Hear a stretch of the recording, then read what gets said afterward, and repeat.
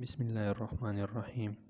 شروع کرتا ہوں اللہ کے بابرکت نام سے جو بڑا مہربان اور نہایت رحم فرمانے والا ہے۔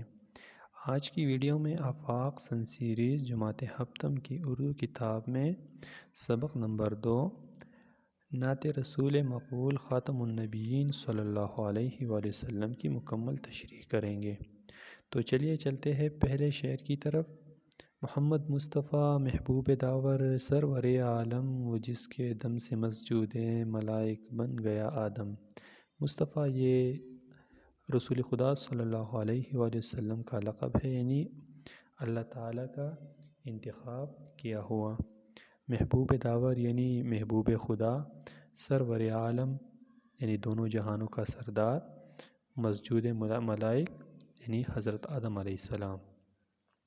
نعت کے پہلے شعر میں شاعر حضرت محمد مصطفیٰ صلی اللہ علیہ وآلہ وسلم کا رتبہ بیان کرتے ہوئے فرماتے ہیں کہ رسول خدا صلی اللہ علیہ وآلہ وسلم اللہ تعالیٰ کے محبوب نبی ہیں۔ اللہ تعالیٰ نے اس دنیا کی تخلیق سے پہلے نبی کریم صلی اللہ علیہ وآلہ وسلم کو دنیا میں بھیجنے کا ارادہ کیا تھا اور بگڑے ہوئے بندوں کو سنوارنے کے لیے سرور کائنات کو بھیجا۔ یہ دنیا آپ صلی اللہ علیہ وآلہ وسلم کی وجہ سے تخلیق ہوئی ہے اور حضرت آدم علیہ السلام کو بھی یہ اعزاز نبی کریم صلی اللہ علیہ وآلہ وسلم کی وجہ سے نصیب ہوا۔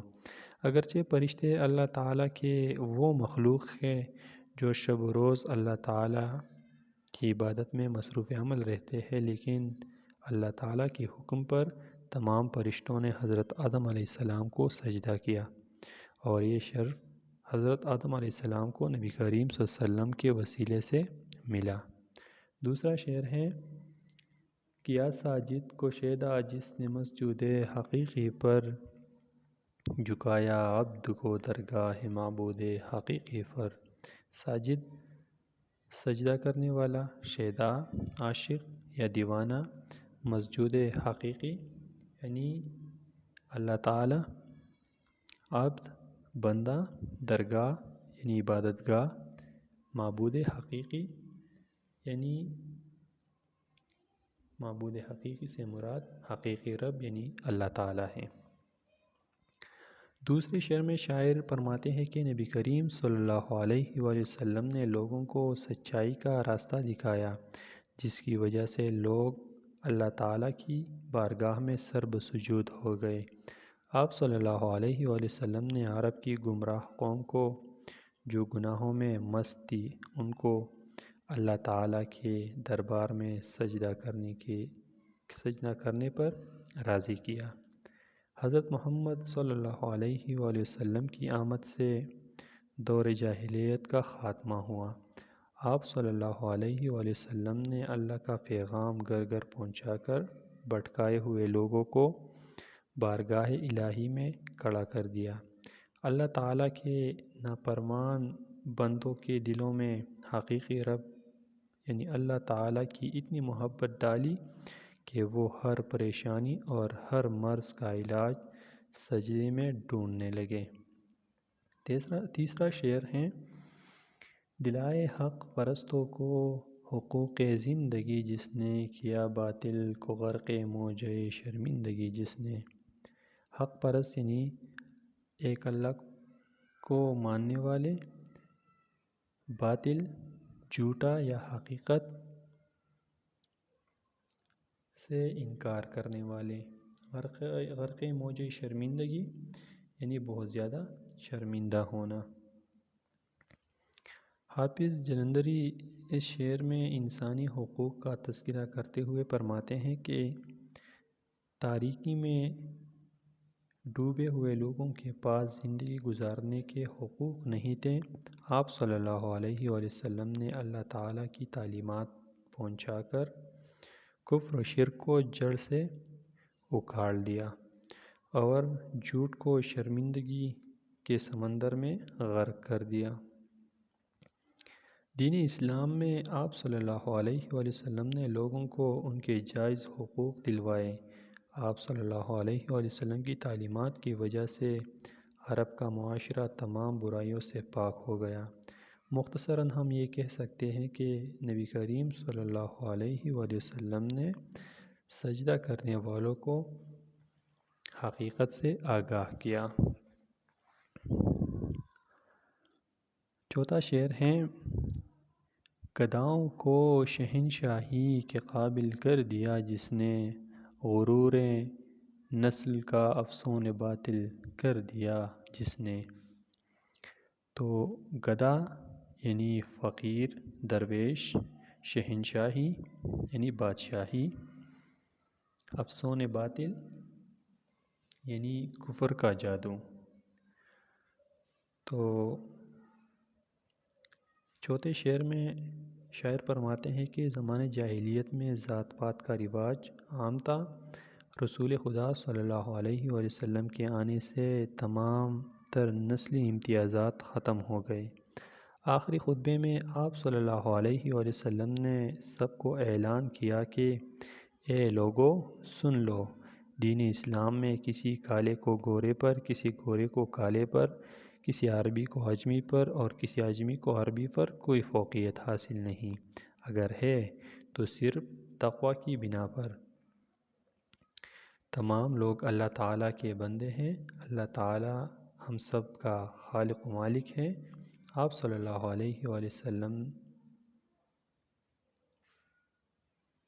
نے اپنی تعلیمات کے بل پر تمام تر نسلی امتیازات ختم کر دیا۔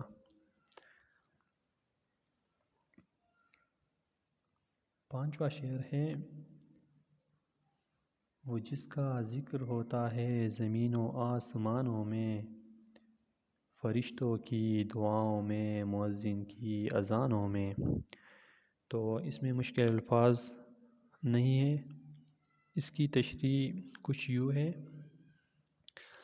اس شعر میں شاعر فرماتے ہیں کہ فرشتے اپنی دعاؤں میں نبی کریم صلی اللہ علیہ وآلہ وسلم کا ذکر مبارک کرتے ہیں، اور مؤذن جو اذان دیتا ہے ہمیں نماز کے لیے بلاتا ہے، اس کی اذانوں میں بھی نبی کریم صلی اللہ علیہ وآلہ وسلم کا ذکر مبارک ملتا ہے۔ الغرض یہ کہ دنیا کی ہر ایک چیز میں سردار دو جہاں حضرت محمد مصطفیٰ صلی اللہ علیہ وآلہ وسلم کا ذکر ملتا ہے۔ اللہ تعالیٰ خود فرماتا ہے کہ اللہ اور اس کے فرشتے آپ صلی اللہ علیہ وآلہ وسلم پر درود بھیجتے ہیں، تو اے ایمان والو تم بھی آپ صلی اللہ علیہ وآلہ وسلم پر درود بھیجا کرو۔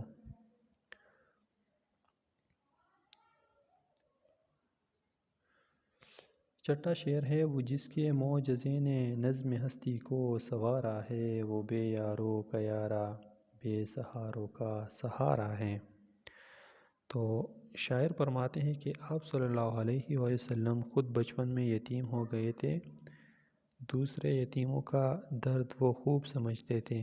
آپ صلی اللہ علیہ وآلہ وسلم بے یاروں کے یار اور بے مددگاروں کے مددگار تھے، جن کا کوئی نہیں ہوتا تھا اس زمانے میں تو ان کو اپنے سینے سے لگاتے تھے۔ آپ صلی اللہ علیہ وآلہ وسلم نے بگڑے ہوئے معاشرے کو اپنے عمل اور قول سے اللہ تعالیٰ کی تعلیمات کو سنوارا، اور عرب کا معاشرہ پوری دنیا کے لیے ایک مثالی معاشرہ بنایا۔ آپ صلی اللہ علیہ وآلہ وسلم نے ان کے دلوں سے تمام تر برائیوں کا خاتمہ کیا۔ آخری شعر ہے: ثنا خواہ جس کا قرآن ہے، ثنا ہے جس کی قرآن میں، اسی پر میرا ایمان ہے وہی ہے میرے ایمان میں۔